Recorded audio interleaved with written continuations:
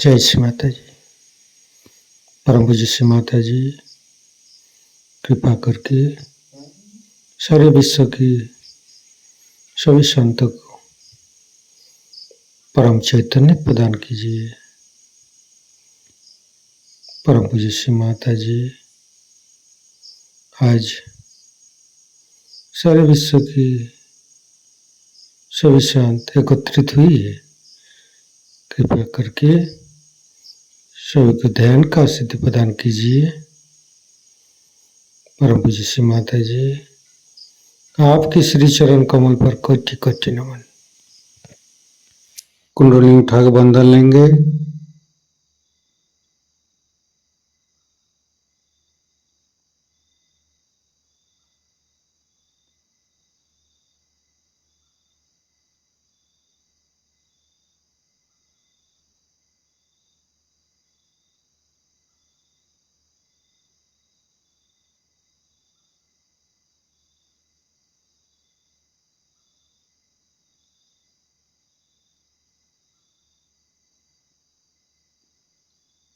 तीनों महामंत्र। ओम तमेव साक्षात् श्री महालक्ष्मी महासरस्वती महाकाली त्रिगुणात्मिका कुंडली साक्षात् श्री आदिशक्ति माता जी श्री निर्मला देवी नमो नमः। ओम तमेव साक्षात् श्री कल्की साक्षात् श्री आदिशक्ति माता जी श्री निर्मला देवी नमो नमः। ओम तमेव साक्षात् श्री कल्की साक्षात् श्री सहस्रार स्वामिनी मोक्ष प्रदायिनी माता जी श्री निर्मला देवी नमो नमः। गणेश मंत्र। ओम तमेव साक्षात् श्री गणेश साक्षात् श्री आदिशक्ति माता जी श्री निर्मला देवी नमो नमः। दोनों हाथ खोल के श्री माता जी के सामने बैठेंगे। माँ के बिंदी को देखते रहेंगे। मन में ध्यान का स्थिति लेके आएंगे। मन में अच्छे अच्छे भाव अच्छे अच्छे चिंता लेके आएंगे।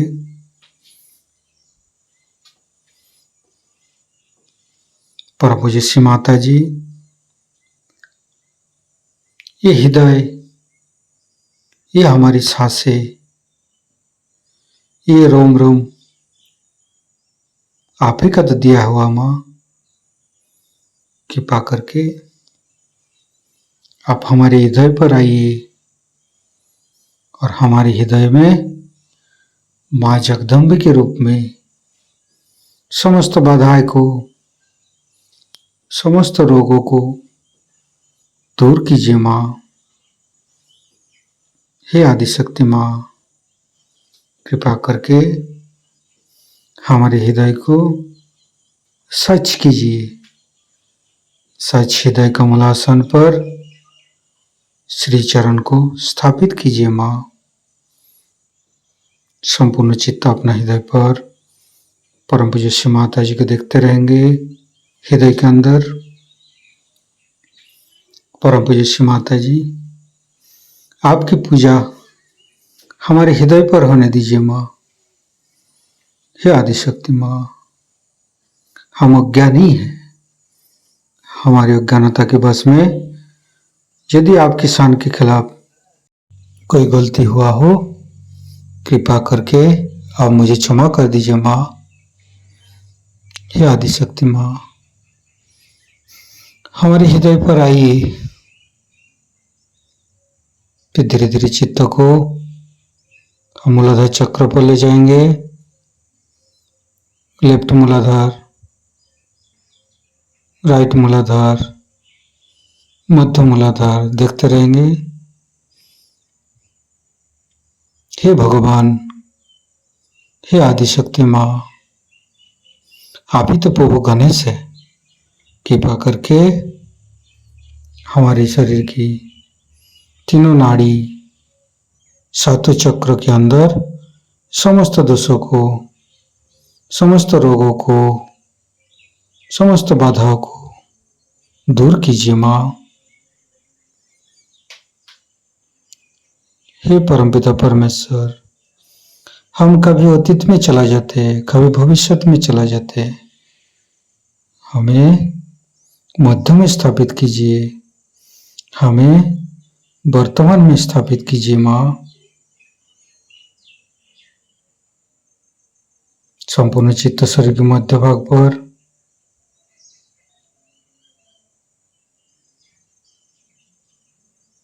फिर धीरे धीरे चित्त को तीनों स्वादिष्ठान को देखेंगे।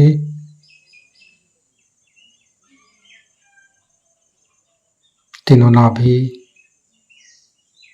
लेफ्ट, राइट, मध्य। श्री माता जी, आप ही तो संतोष प्रदान करते हैं। कृपा करके हमें संतोष प्रदान कीजिए, हमें उदार बनाइए। फिर धीरे धीरे चित्त को लेफ्ट हृदय, आदिशक्ति माँ, आपकी परम कृपा में हम शुद्ध आत्मा है। कृपा करके हमारी आत्मा को परमात्मा के साथ जोड़िए माँ। हे आदिशक्ति माँ, आप ही तो शिव पार्वती है। कृपा करके हमारे बाएं हृदय पर आइए और हमारी आत्मा को परमात्मा के साथ जोड़िए। धीरे धीरे चित्त को राइट हृदय, परम पूज्य श्री माता जी, आप ही तो सीताराम जी है। कृपा करके हमारे राइट हृदय पर आइए और हमें मर्यादा प्रदान कीजिए, हमें मर्यादित बनाइए। श्री सीताराम बार बार करेंगे। श्री सीताराम, श्री सीताराम, श्री सीताराम, श्री सीताराम, श्री सीताराम, श्री सीताराम, श्री सीताराम, श्री सीताराम, श्री सीताराम, श्री सीताराम, श्री सीताराम, श्री सीताराम। साक्षात श्री आदिशक्ति माता जी, श्री निर्मला देवी नमो नमः। धीरे धीरे चित्त को मध्य हृदय, परम पूज्य श्री माता जी, कृपा करके हमारे मध्य हृदय पर आइए और हमें साहसी बनाइए। फिर संपूर्ण चित्त, तीनों विशुद्धि, लेफ्ट विशुद्धि, राइट विशुद्धि, मध्य, परम पूज्य श्री माता जी, कृपा करके हमारी गला में माधुर्य प्रदान कीजिए माँ। श्री माता जी, आप ही तो राधा कृष्ण है। कृपा करके हमारे गला पर आइए। फिर धीरे धीरे चित्त को फ्रंट आज्ञा, परम पूज्य श्री माता जी, हमें क्षमाशील प्रदान कीजिए। जीसस मेरी माता मंत्र लेंगे। ओम तमेव साक्षात श्री जीसस मेरी माता साक्षात श्री आदिशक्ति माता जी, श्री निर्मला देवी नमो नमः। फिर बैक आज्ञा, सहस्त्रार, परम पूज्य श्री माता जी, हमारे अंदर अहंकार पति अहंकार को दूर करके हमारे ब्रह्मरंध्र को खोल दीजिए। हमारे शास्त्रार पर आइए, संपूर्ण चित्त शास्त्रार पर रखेंगे। शास्त्रार के साथ लेफ्ट हृदय को जोड़ेंगे, राइट हृदय के साथ शास्त्रार को जोड़ेंगे, फिर मध्य हृदय के साथ जोड़ेंगे, फिर संपूर्ण चित्त शास्त्रार पर रखेंगे। परम पूज्य श्री माता जी हमारे ऊपर ऐसी कृपा कीजिए ताकि आपकी अमृत वाणी को हम शास्त्रार से ग्रहण कर सकें। संपूर्ण चित्त शास्त्रार पर परम पूज्य श्री माता जी को अमृत वाणी हम शास्त्रार से ग्रहण करेंगे। मिसअंडरस्टैंडिंग हो गई थी। यह हॉल किसी और लोगों से बुक हो गया था और वो कह रहे थे 8 बजे से पहले खाली नहीं करेंगे। बहरहाल सहयोग में ऐसा बहुत बार होता ही है। मैंने कल आपसे बताया था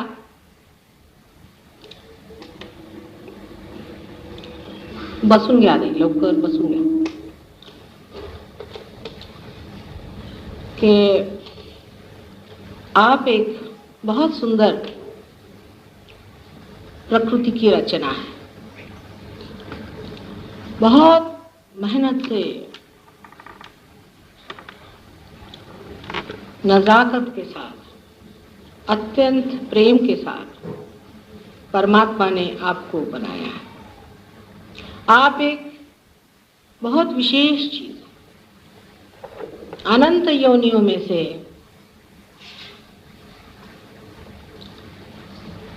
आप घटित होकर के इस मानव रूप में स्थित हैं।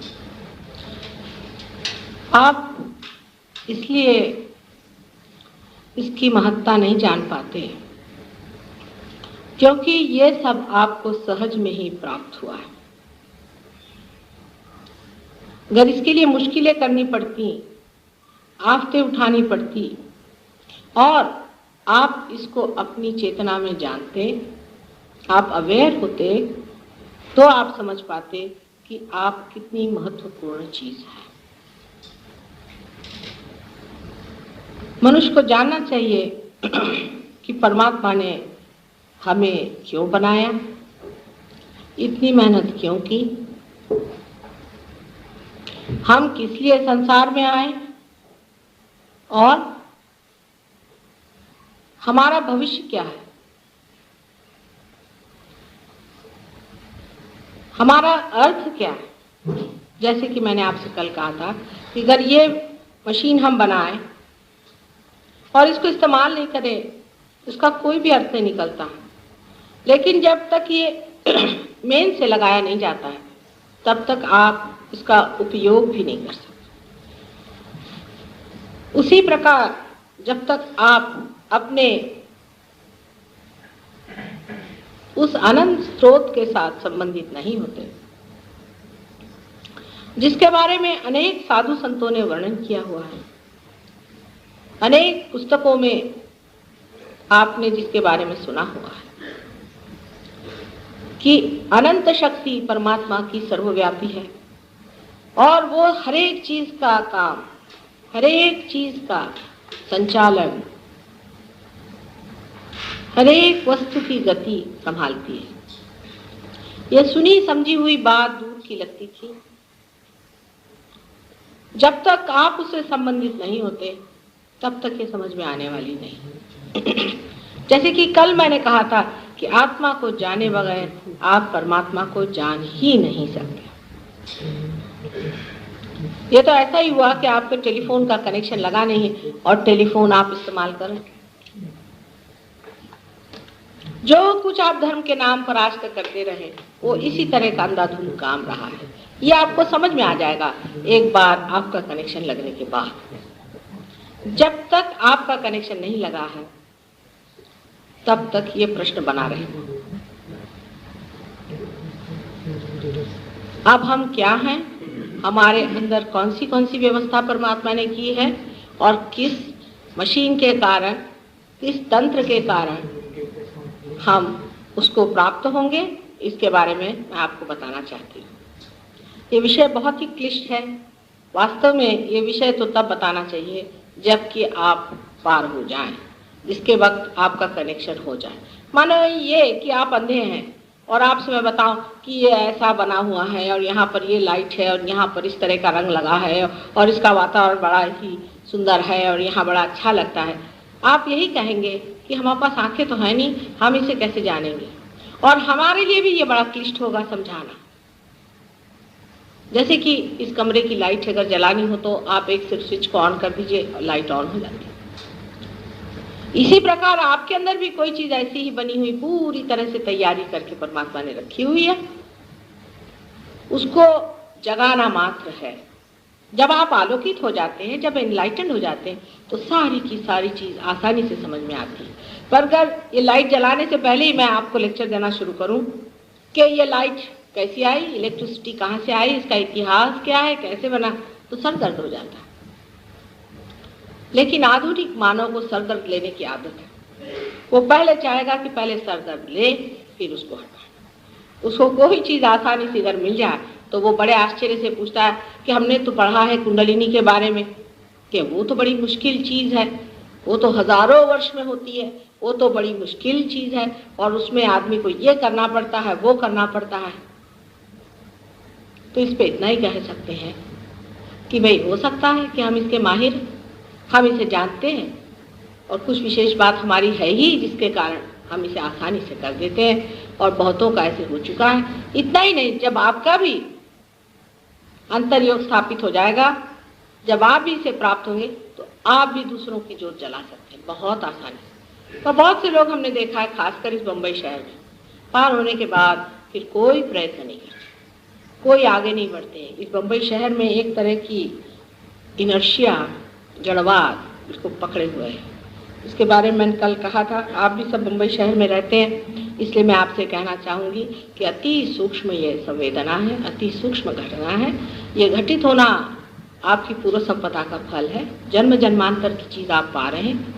इसको आप समझ लें और इसमें गतिमान, ये नहीं कि जहाँ के तहाँ पाया और खत्म कर दिया। और जब ऐसा होता है तब हम देखते हैं कि इसका फल बहुत ही कम मिलता है।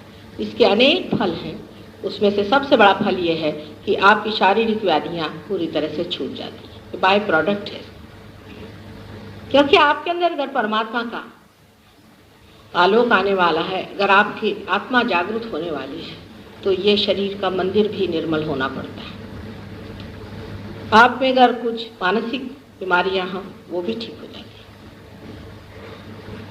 आपकी बुद्धि भी आलोकित होकर के आप सुबुद्धि को प्राप्त करते हैं, विजडम आप में जागृत हो जाती है। और चौथी जो सबसे बड़ी चीज हो जाती है कि आपके अंदर से आत्मा स्पंदित होने लग जाता है। आप इसको चैतन्य के रूप में अपने हाथ से बहते हुए देखते हैं। इसको लोग वाइब्रेशंस कहते हैं, जिसको कि सौंदर्य लहरी आदि शंकराचार्य ने कहा है।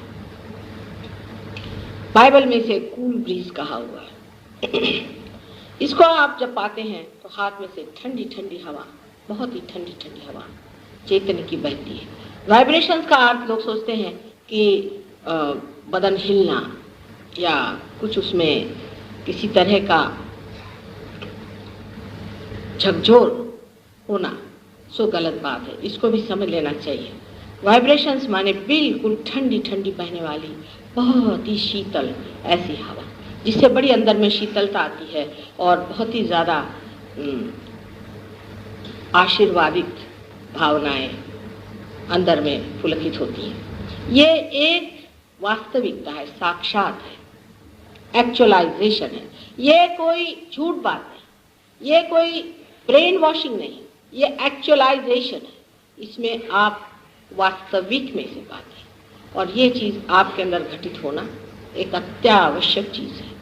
अगर ये चीज़ घटित नहीं हुई तो मनुष्य जहाँ के तहाँ रह जाएगा,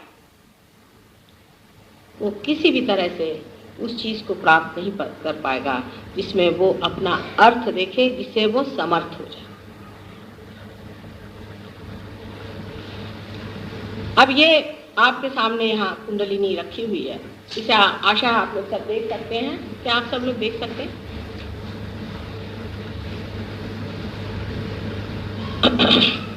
इसका चित्र यहाँ बनाया हुआ है वास्तविक। ये कौन मधुर मधुर उठून चाले, क्या बात है साहब?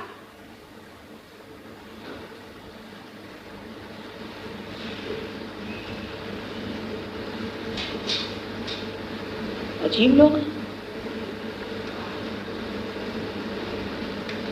अब कोई जिसको जाना प्लीज अभी बाहर चले जाइए, बीच बीच में जाना नहीं चाहिए, क्योंकि भाषण देते वक्त ही मैं आपकी कुंडलिनी चला रही हूँ, इसलिए आप कृपया डिस्टर्ब नहीं करिए। आपको इतना काम है तो आप पहले ही से बाहर चले जाइए। जिसको जाना हो अभी चले जाए, क्योंकि कभी तो इत्मीनान होना चाहिए। अपने लिए अगर टाइम नहीं है तो आप लोग चले जाइए, थोड़ी देर आपको बैठना चाहिए, जिसे आपको पाना है। कभी अपने लिए भी तो समय निकालिए।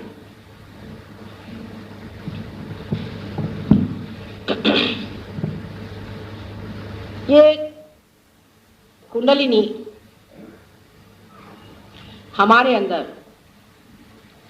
परमात्मा ने बीज रूप रखी हुई है, जिसको कि अंकुर कहना चाहिए। मैं बहुत संक्षिप्त में बताऊंगी आज, क्योंकि रियलाइजेशन ही मुख्य बात है और कुंडलिनी अवेकनिंग ही मुख्य बात है। लेकिन बोलते ही बोलते आपकी कुंडलिनी जागृत होती है। आप कृपया अपने हाथ ऐसे रखिए जब मैं बातचीत कर रही हूँ, इस तरह से।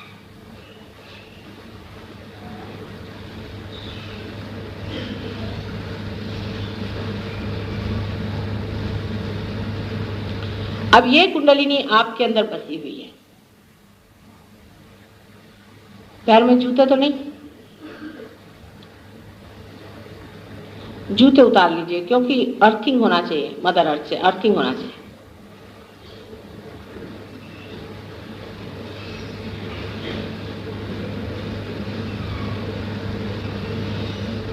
मोजे भी उतार लें, अच्छा ही है। जमीन को छूना चाहिए। ये घटना तो वैसे क्षण भर में होती है, लेकिन तैयारियां उसकी करनी पड़ती हैं।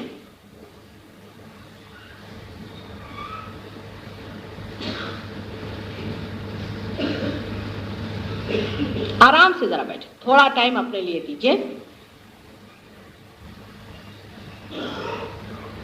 और आवाज नहीं करें, बिल्कुल भी नहीं, शांतिपूर्वक बैठे।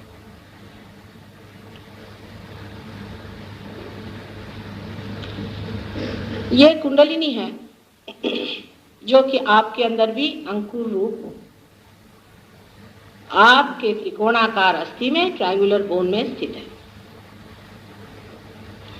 ये शक्ति परमात्मा ने एक अंकुर के तरह आपके अंदर स्थित की है। अब इसके बारे में बहुत कुछ कहा जा सकता है, लेकिन सिर्फ इतना कहूंगी कि ये आपकी माँ है और जन्म जन्मांतर तक ये आपके साथ रही है। और आपने आज तक जो कुछ किया, आपका जो कुछ भव है, भूत है, उसका सारा टेप इसके अंदर लिखा हुआ है, सारा माइक्रोस्कोपिक टेप इसके अंदर है। आप इसको ठगा नहीं सकते। और ये नोट करती जाती है कि आपकी क्या संपदाएं हैं, आपने क्या गलतियां की, क्या अच्छाई की, क्या आप में गुण है, क्या आप में दुर्गुण है, आपकी क्या खोज रही। ये त्रिकोणाकार अस्थि में अत्यंत पवित्र आपकी माँ है। और उसके नीचे में जो चक्र है जिसे आप देख रहे हैं, ये गणेश जी का चक्र है। यह अपनी माँ गौरी, जिसको कि हम कुंडलिनी कहते हैं, उसकी रक्षा करने के लिए नीचे बैठे। माने जो आदमी पवित्र नहीं है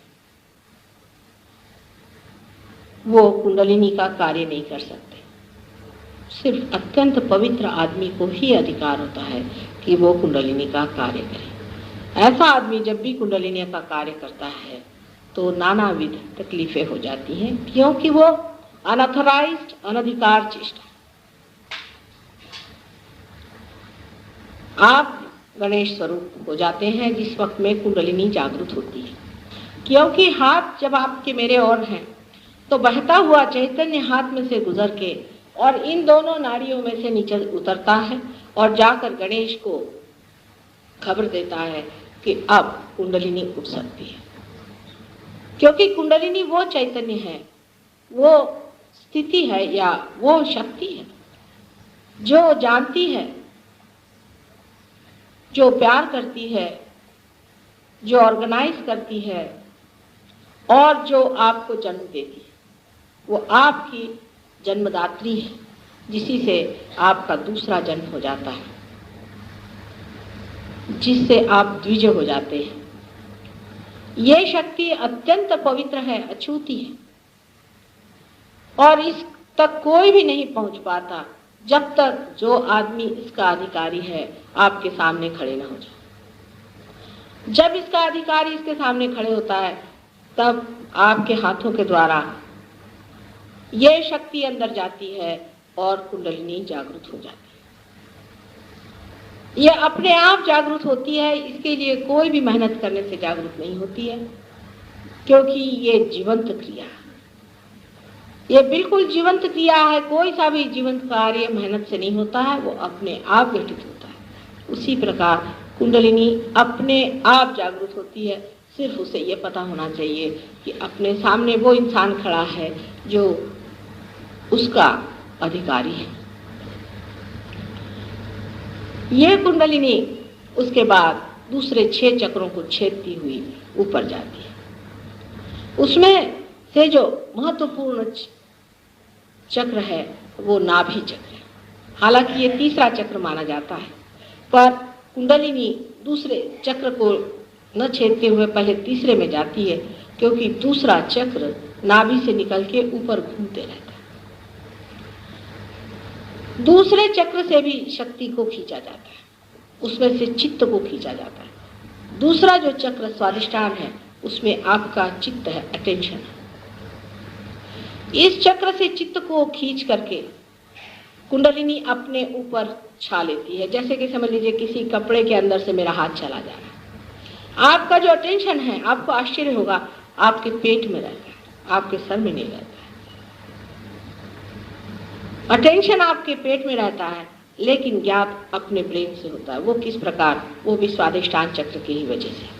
वो बाद में बताऊंगी आपको, आज तो इतना ही बताऊंगी कि जो चित्त है उसे लेते हुए कुंडलिनी ऊपर उठने लगती है। उसके बाद स्वादिष्टान चक्र जो है वो हमारे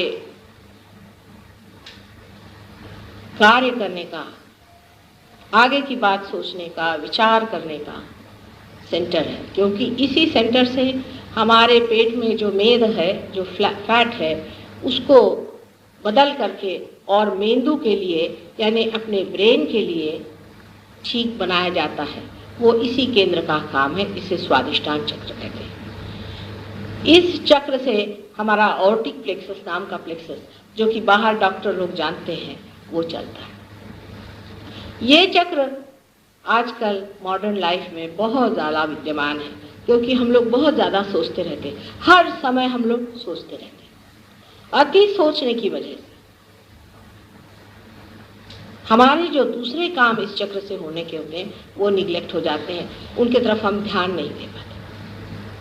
वो काम इस प्रकार है कि ये चक्र लिवर के ऊपर का हिस्सा, पैनक्रियास, स्प्लीन, किडनी और यूट्रस सबको संभालता है। जब हम बहुत अधिक सोचते हैं तो हमें डायबिटीज की बीमारी हो सकती है, क्योंकि हमारा एक ही चक्र है जो कि सोचने के लिए भी मेद को या फैट को बदलते रहता है, और वही चक्र है जो हमारे पैनक्रियास को भी संभालता है। इसलिए जो आदमी बहुत सोचते विचारते हैं उन्हीं को डायबिटीज की बीमारी होती है। और दूसरी बीमारी जो किडनी की बीमारी है वो भी ऐसे ही लोगों को होती है जो बहुत सोचते विचारते रहते हैं। उसके और भी कारण हो सकते हैं, पर मुख्य कारण किडनी की बीमारी का अधिक सोच विचार करना है। अधिक सोच विचार करने से लिवर भी खराब हो जाता है और यूट्रस पे भी इसका बड़ा असर आ जाता है। अब आप कहेंगे कि माँ, सोच विचार कैसे रोका जाए? मनुष्य हर समय सोचते ही रहता है, उसका विचार एक क्षण भर भी नहीं रुक सकता, और अगर वो रुक जाए तो बड़ी आश्चर्य की बात है कि वो कैसे रुकता है। और आपको यही मैं दिखाऊंगी कि अभी आपके थोड़ी देर में आप एकदम देखेंगे कि आपके दिमाग में कोई भी विचार, सारे विचार एकदम शांत। आप अंदर देखिएगा, आपको लगेगा कोई भी विचार हमारे दिमाग में नहीं आ रहा। हम एकदम शांत। ये जब आज्ञा चक्र जो ऊपर में है, जब कुंडलिनी वहां पे लांग जाती है तब घटित होता है। उसके बाद में नाभि चक्र जो है ये भी बहुत ही महत्वपूर्ण है। नाभि चक्र हमारे जितना भी पाचन क्रिया वगैरह है इस पे निर्भर होता है। नाभि चक्र हमारे धर्म को मानता है। मनुष्य का भी धर्म होता है, सिर्फ उसको स्वतंत्रता है, चाहे वो अपने धर्म में रहे या न रहे। बाकी संसार की किसी भी चीज में स्वतंत्रता नहीं। जैसे कि सोना है, उसका अपना धर्म है कि वो खराब नहीं होता। बिच्छू का अपना धर्म है कि वो डंक मारता है। सांप का अपना धर्म है, शेर का अपना धर्म है, वो अपने अपने स्वधर्म में बैठे रहते हैं। लेकिन मनुष्य को स्वतंत्रता परमात्मा ने दी हुई है। वो ये स्वतंत्र है, चाहे तो धर्म में रहे चाहे अधर्म में रहे। उसको चाहे बुराई जीतनी है तो बुराई को जीत ले, और चाहे तो वो अच्छाई को जीत ले। ये स्वतंत्रता परमात्मा ने विशेष रूप से मनुष्य को क्यों दी? क्योंकि इसके पाए बगैर बसा आता बसा एकतर उशिराने येऊन सगळ्यांना डिस्टर्ब नाही केलं पाहिजे, बसा तिकडेच बसा मागे। आप लोग दूसरों ने देखिए, चित्त इधर रखे, मैं आपके कुंडलिनी पर चित्त दिया हूं। तिथून उशिराने आले इकडे नका पाठवू। सो धर्म हमारे अंदर जो स्थापित हुआ है उसके लिए हमें इसलिए परमात्मा ने स्वतंत्रता दी है कि अगर उसके साम्राज्य में हमें जाना है तो पहले हम स्वतंत्रता में उसका वर्ण करें। अपनी स्वतंत्रता में ये कहें कि हमें परमात्मा चाहिए। हमारे ऊपर अगर कोई जबरदस्ती करके कहे कि हाँ आप परमात्मा को मांगिए, तो ये कौन सा मांगना हुआ और ये कौन सा इवोल्यूशन हुआ। इसलिए इस दशा में पहुंचने पर मनुष्य को अपनी स्वतंत्रता में ही परम तत्व को मांगना चाहिए। किसी जबरदस्ती की वजह से नहीं, किसी बीमारी की वजह से नहीं, किसी दुख की वजह से नहीं, किसी तकलीफ की वजह से नहीं, पर इसलिए क्योंकि ये परम पाना ही हमारे जीवन का लक्ष्य है। इस स्वतंत्रता में जब आप जागते हैं और परम की इच्छा करते हैं, तभी परमात्मा के महाद्वार आपके लिए खुलते हैं। इस धर्म के सेंटर के चारों तरफ गुरुओं का स्थान है। ये 10 गुरु हमारे अंदर बसे हुए हैं। ये मुख्य 10 गुरु हैं। ये दत्तात्रेय के अनेक अवतरण हैं। इनमें से हम कह सकते हैं शुरू से कि सोक्रेटिस अपने ज़माने के, मोसेस पुराने ज़माने के, इब्राहिम, मोहम्मद साहब, गुरु नानक, अभी अपने जो शिरडी के साईनाथ हो गए, ये लोग सब एक ही तत्व के, ज़ोरास्ट्र, ये सब लोग एक ही तत्व के, एक ही व्यक्ति के, एक ही महत्ता के अवतरण है। उनमें जरा भी अंतर नहीं है। मोहम्मद साहब में और नानक में इतना सा भी अंतर नहीं। उन्होंने ही फिर से जन्म लिया, क्योंकि मोहम्मद साहब ने जब देखा कि लोग इस तरह से उनके धर्म का विपर्यास कर रहे हैं और धर्म को छोड़कर गलत चीज़ों में पड़े जा रहे हैं, तब उन्होंने नानक साहब का जन्म ले करके और उन्होंने उस चीज़ को ठीक करने की कोशिश की, और दोनों में पूरी समय यही कोशिश की कि वो लोग एकता में आ जाएं, उनमें यूनिटी हो जाए। पर आप जान ही रहे हैं कि उनका भी क्या हाल हो गया। स्वादिष्ठान चक्र पे श्री ब्रह्मदेव का स्थान है और सरस्वती उनकी शक्ति है, और नाभि चक्र पे श्री लक्ष्मी नारायण का स्थान है। अब लक्ष्मी जी के बारे में हमारे यहाँ बहुत ही विपरीत कल्पनाएं हैं। लक्ष्मी नारायण का स्थान जो है वो ही हमें धर्म के प्रति रुचि देता है। उसी के कारण हम धर्मपरायण होते हैं, उसी से हम धर्म धारणा करते हैं। यानी कार्बन में भी जो 4 वैलेंसीज हैं वो भी इसी धर्म धारणा की वजह से है। और जो आप भी मनुष्य रूप हुए हैं, आपका भी जो कुछ एवोल्यूशन हुआ है वो भी इस लक्ष्मी नारायण के तत्व से ही हुआ है। ये विष्णु तत्व से ही ये कार्य होता है। और जो अपने को वैष्णव कहलाते हैं उनको जान लेना चाहिए कि जब तक उन्होंने आत्मा को पाया नहीं, उनका वैष्णव धर्म अधूरा रहेगा। ये हमारे अंदर नाभि चक्र में बसते ही हैं। विष्णु जी अनेक अवतरण लेते हैं, शिव जी के अवतरण नहीं होते। ब्रह्मदेव ने एकमात्र बार अवतरण लिया था। इसके बारे में आपको कहें तो आप आश्चर्य में होंगे कि उन्होंने एक बार हजरत अली के नाम से इस संसार में अवतरण है। और ये सत्य है या नहीं, ये आप वाइब्रेशंस पे देख सकते हैं। जिस वक्त किसी आदमी को डायबिटीज़ की बीमारी हो जाती है तो आपको हज़रत अली का नाम लेना पड़ता है, चाहे आप हिंदू हो, चाहे मुसलमान हो, चाहे पारसी, क्योंकि उनका ही अवतरण वहाँ पर बैठा हुआ है और उन्हीं का नाम लेने से डायबिटीज़ की बीमारी ठीक होती है। सहयोग में हमने 100% डायबिटीज़ ठीक किया, 100%। और अब यह है कि डॉक्टर लोग तो इनक्योरेबल कहेंगे, क्या वो किसी से हज़रत अली का नाम थोड़ी लेने के लिए कह सकते हैं?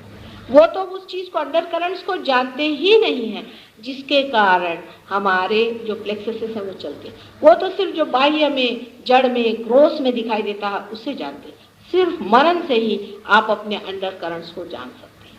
और जिन गुरुओं ने इसको जाना है वो जानते हैं कि हमारे अंदर जो लेफ्ट साइड में स्वादिष्ठान का जो स्थान है वहाँ पर आपको हज़रत अली और फातिमा का नाम लेना पड़ता है।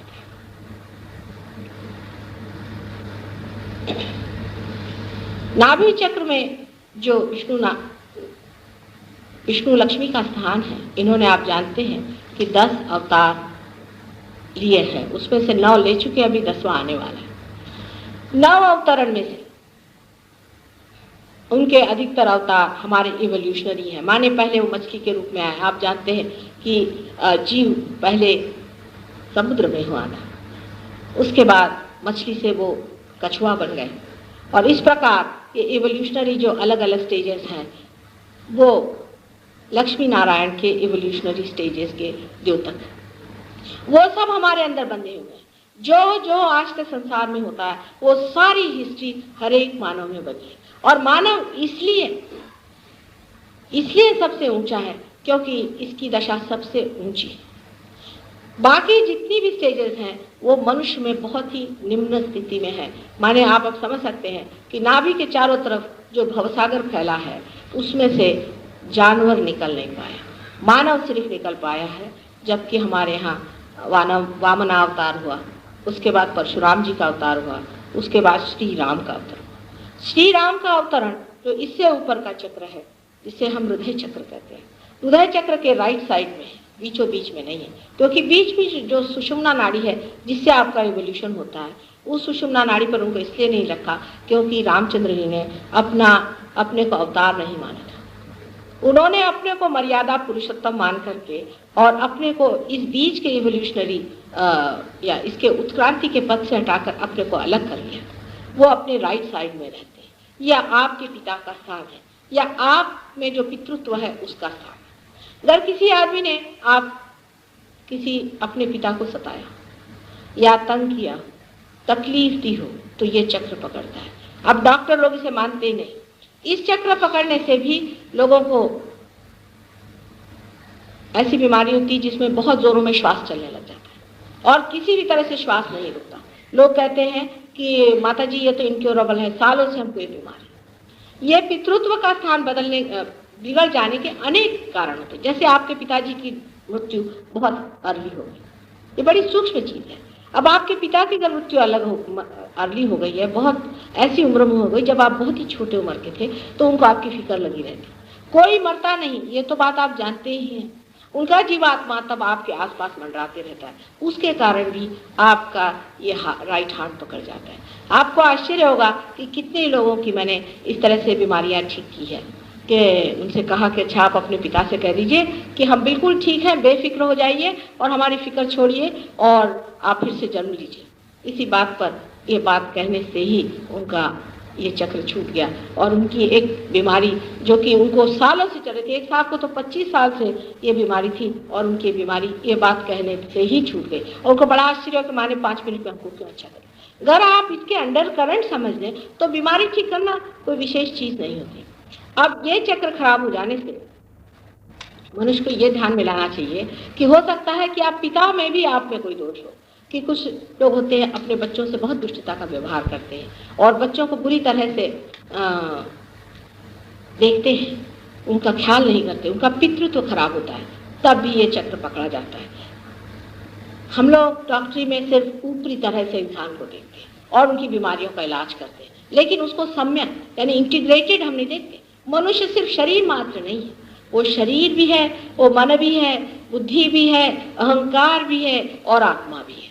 ये सारी चीज मनुष्य है। जब तक पूरी चीज को आप समझे ना, उसका संतुलन आप समझे ना, तब तक आप ये नहीं समझ पाएंगे कि ये बीमारी किस लिए है।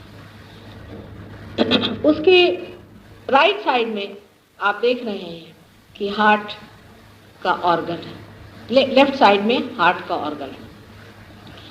हार्ट के ऑर्गन में जो हृदय, स्वयं हृदय का जो स्थान है, हृदय आत्मा होता है, इसमें आत्मा का स्थान है।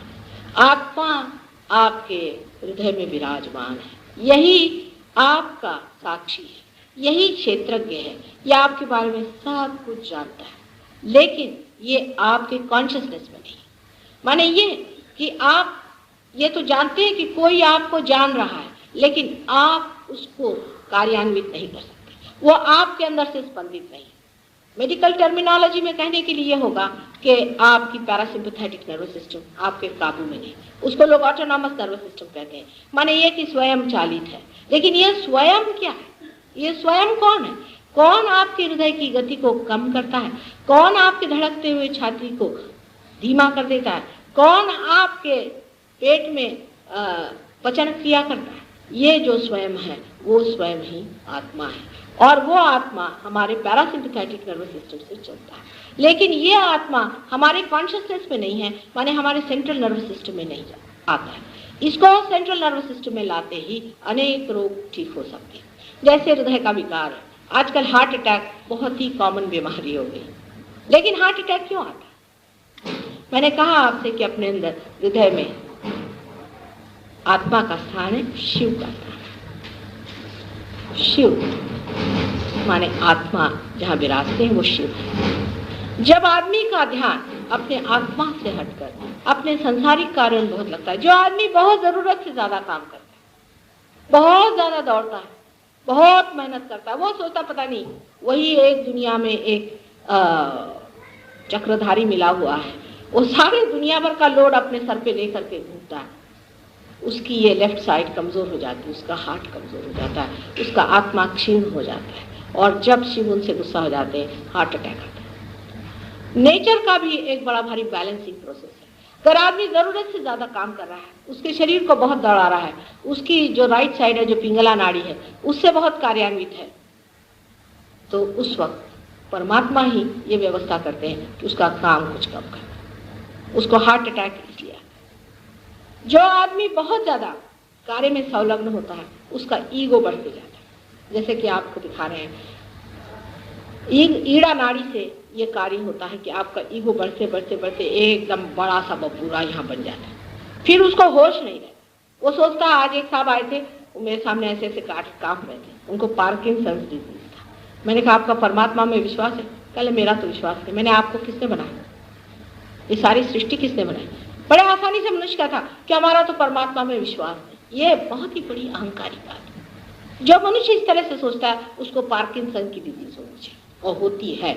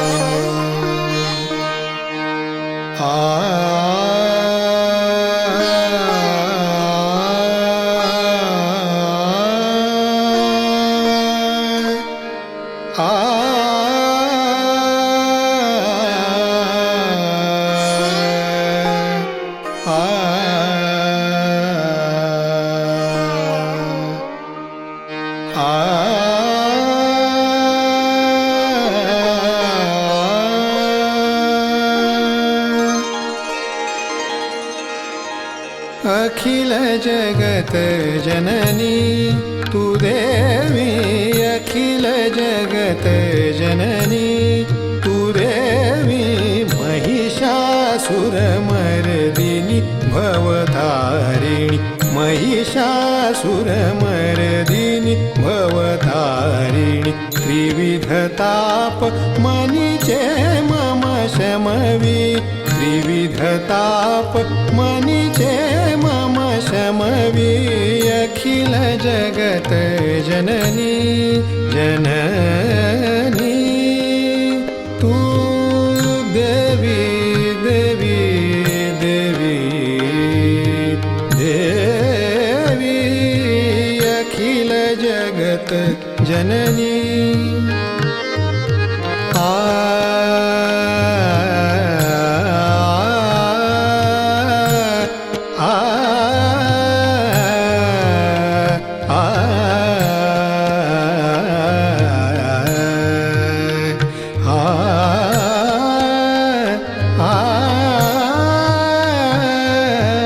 अखिल जगत जननी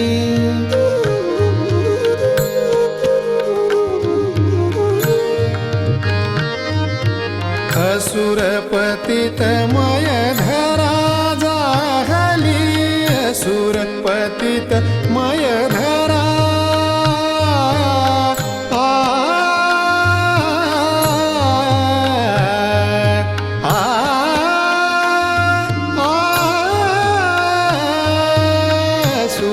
पतित मय धरा जाहली,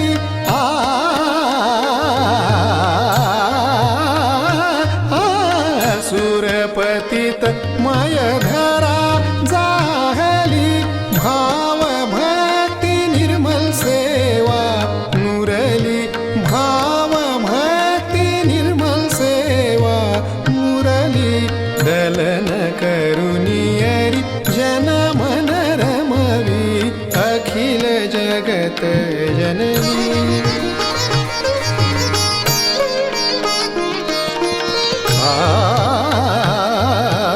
अखिल जगत अखिल जगत जननी,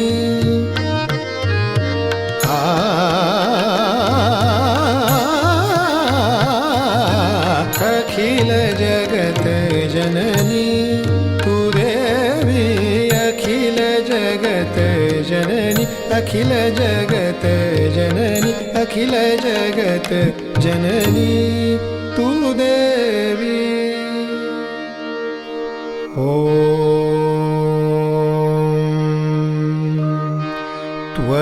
त्वमेव साक्षात् श्रीजगदम्बा साक्षात् श्री आदिशक्ति माताजी,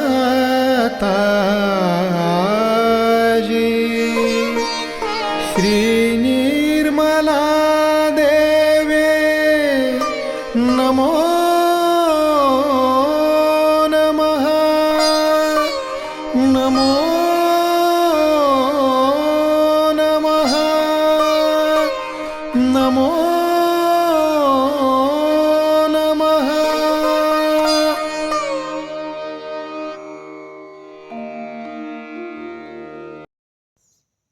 संपूर्ण ध्यान का स्थिति, निर्विचारिता का स्थिति, इस स्थिति पर परम पूज्य श्री माता जी को परम चैतन्य अनुभव करते हुए परम चैतन्य की वर्षा अनुभव करते हुए थोड़ी देर रहेंगे। प्रे करेंगे परम पूज्य श्री माता जी, आज का एवं अमृत ध्यान पर आपने जो हमको परम चैतन्य अनुभव कराया, इसके लिए मैं आपको कोटि कोटि नमन। कुंडली उठा के बंधन लेंगे।